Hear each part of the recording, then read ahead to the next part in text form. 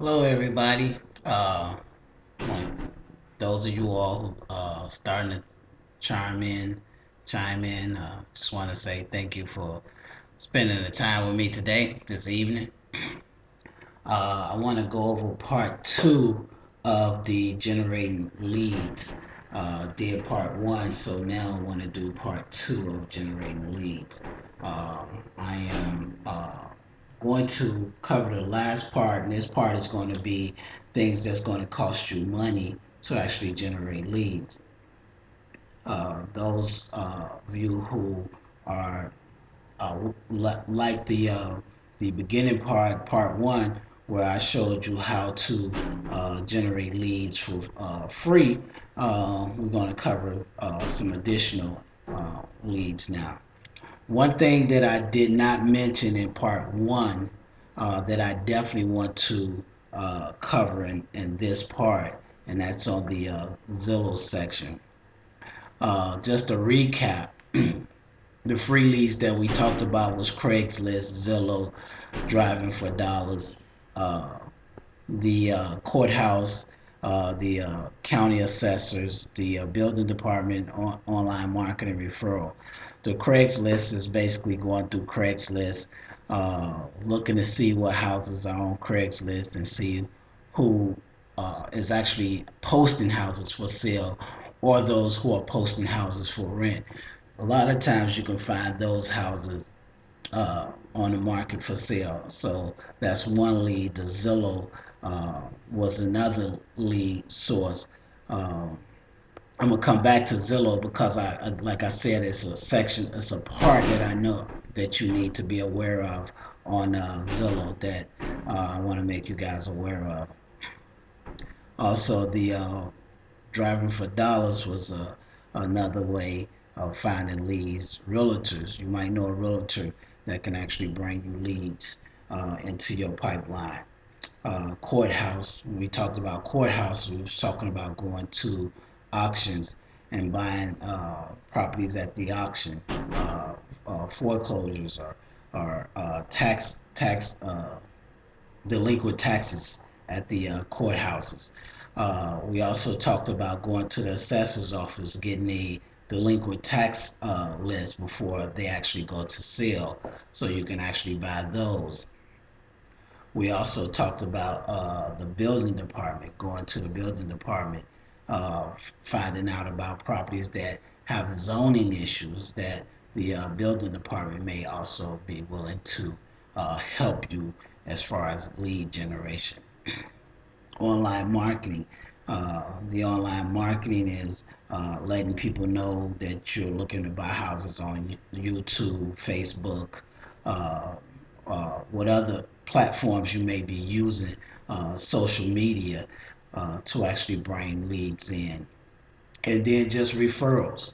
Referrals is a good base for you to actually bring leads in as well.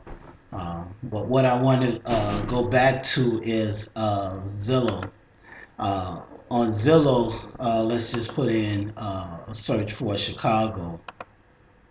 One thing I did not cover uh, when I went through this with you guys was uh, about finding the actual number for the person who actually has a property and for sale, and how you need to look at them so you won't actually wind up contacting a realtor, because the way Zillow is set up, it would actually be misleading to you.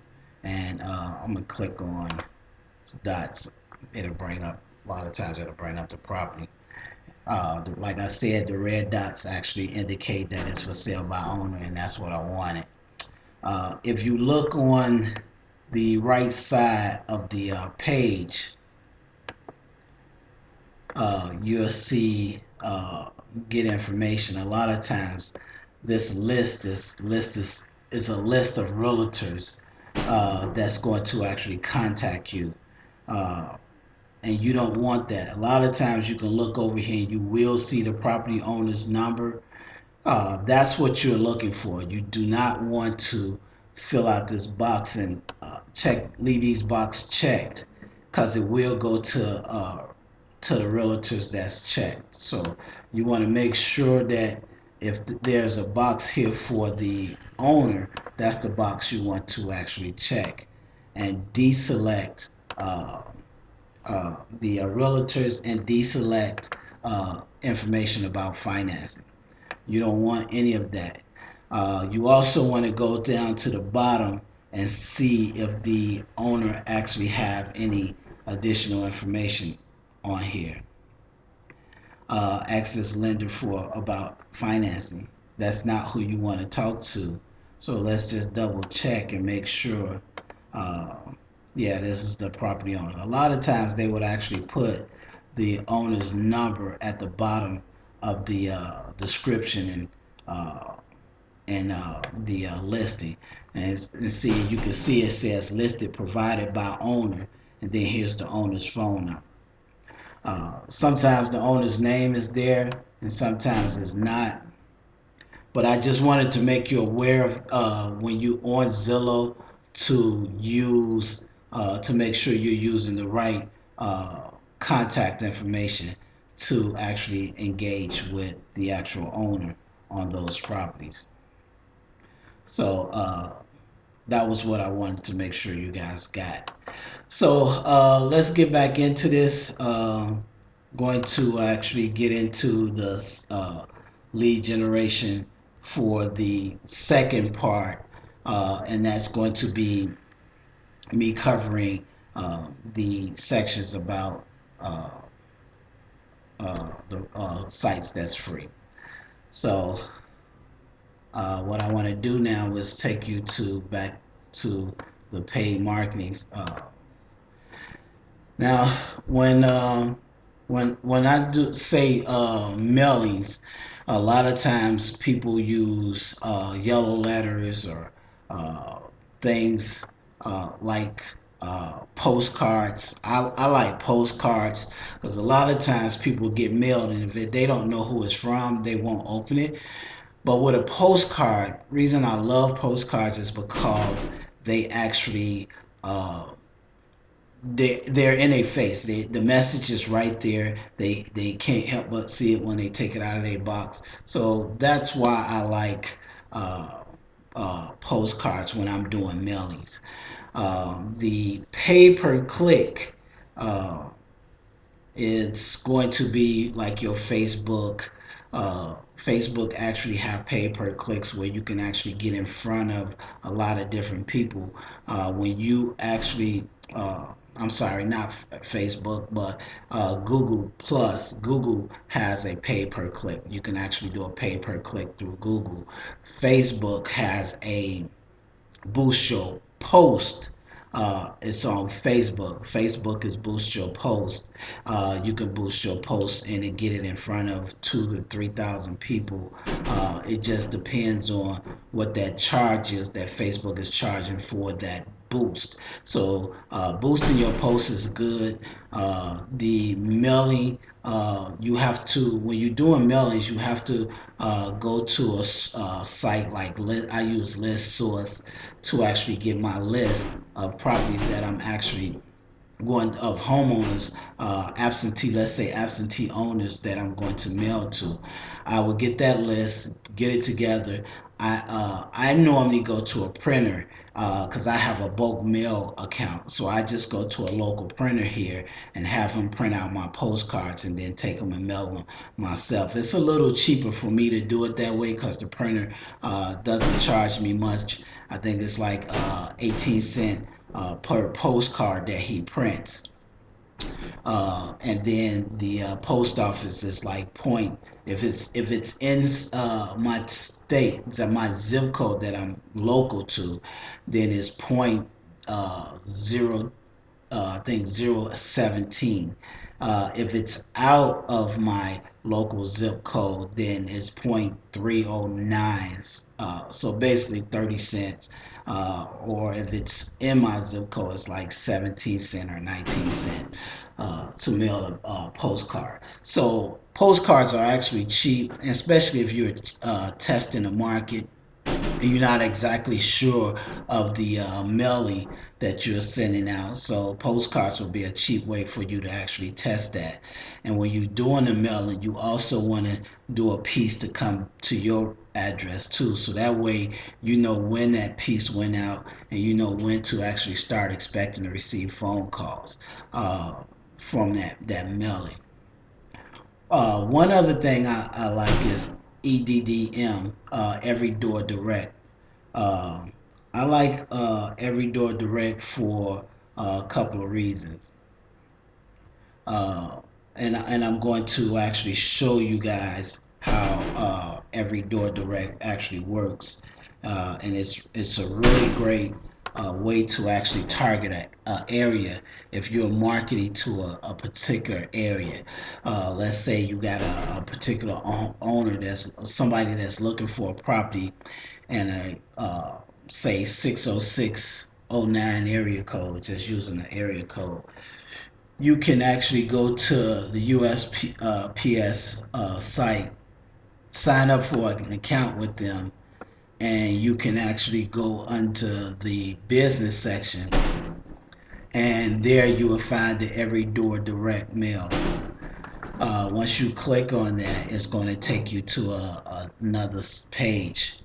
And in this page, if you put in, let's put in, once it finished loading here, let's put in a zip code. And I'm going to show you what's great about this site.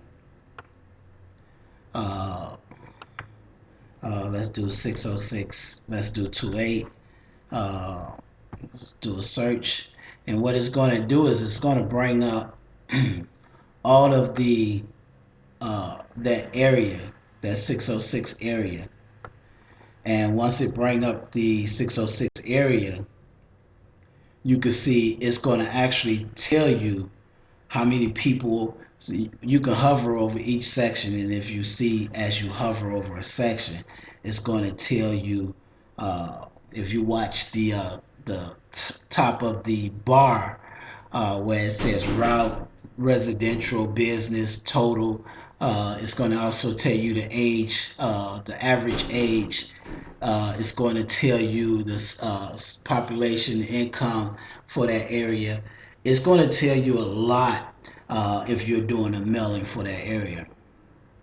So let's just say I'm gonna pick a couple of them. Let's just this is 516 residents in this area. For me to mail to those 500 with 13 business, for me to do a mailing to them, it would cost me $93.10 to actually mail to them.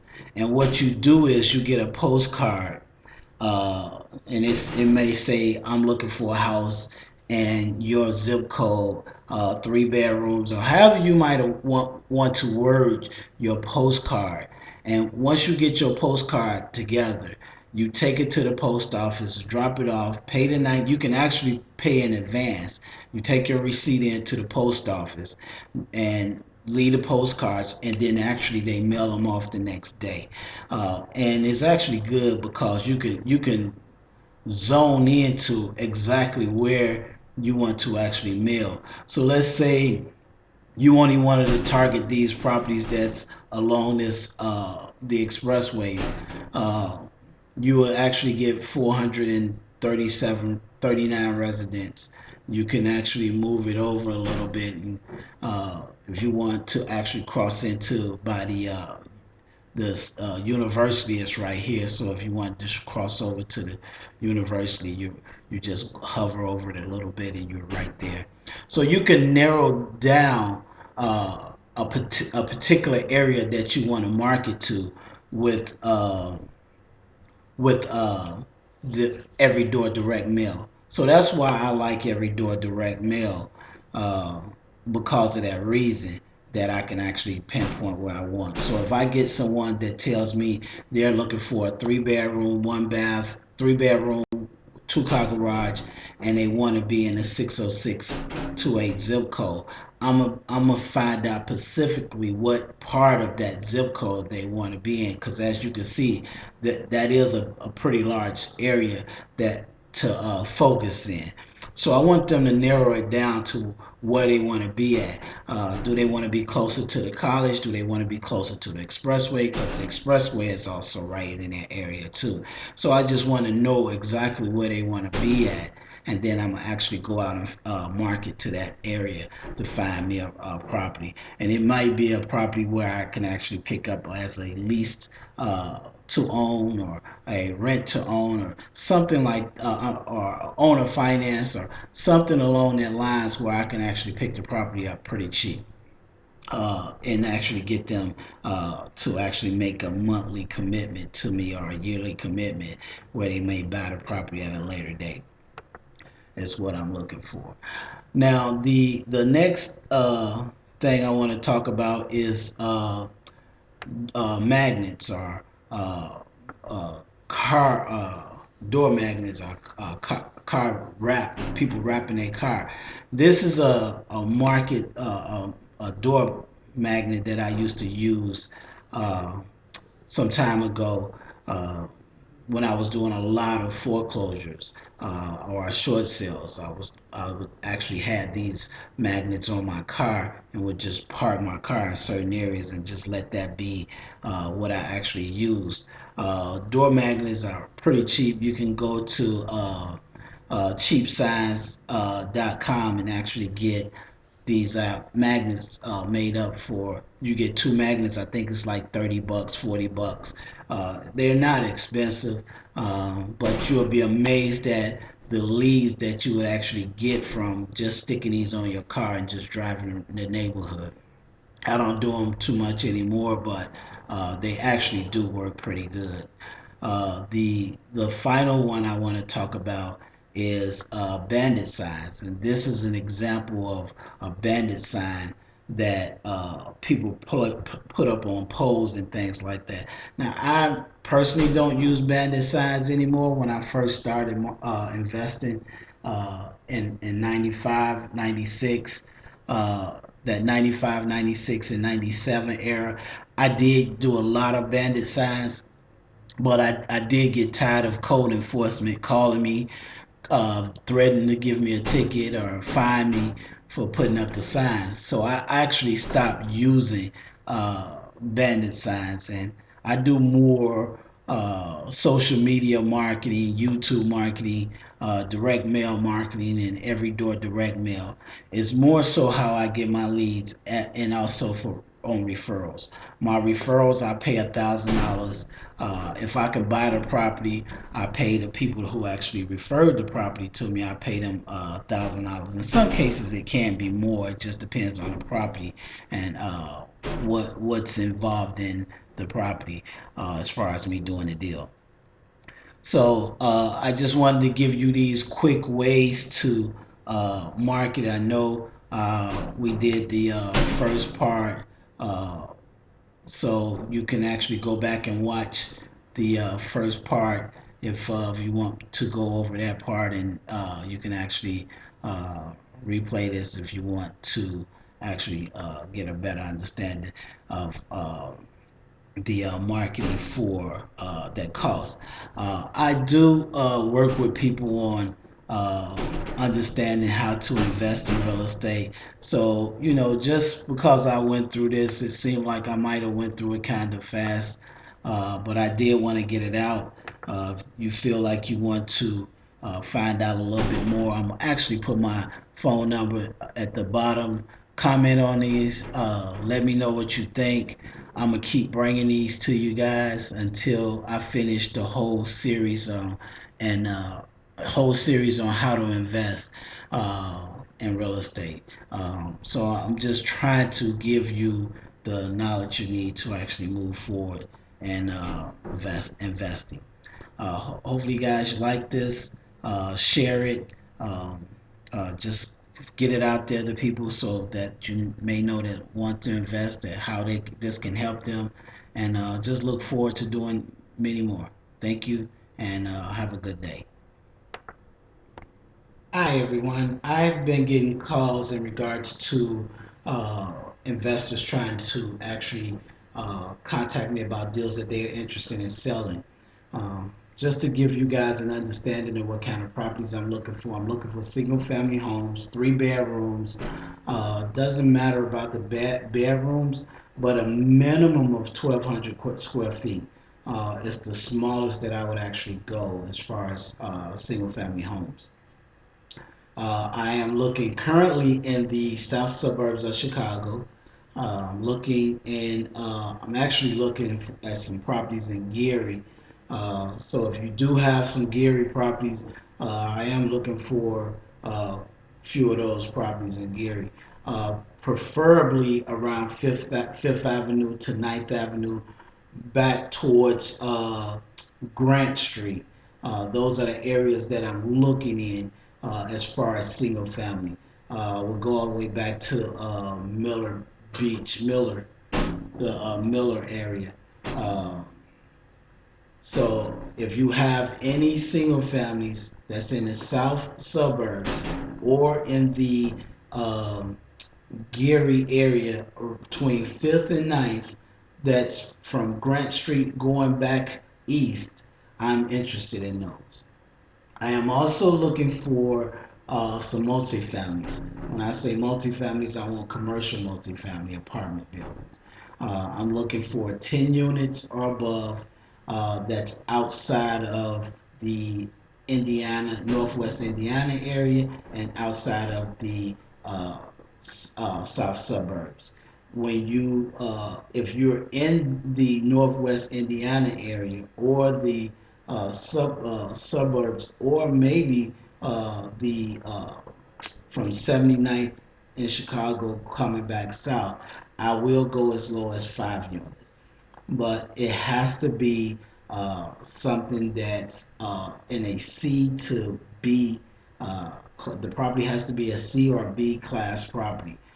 Do not want any D or F properties. So if you have any of those, you can also contact me as well on those. 219. Actually, you can I would actually leave my number in the comment section below. Can't think of it right now offhand, but we'll give you my number, and you can always contact me or leave a message here. I'll look at the message and I will get back to you on that as well. Thank you. Have a good day.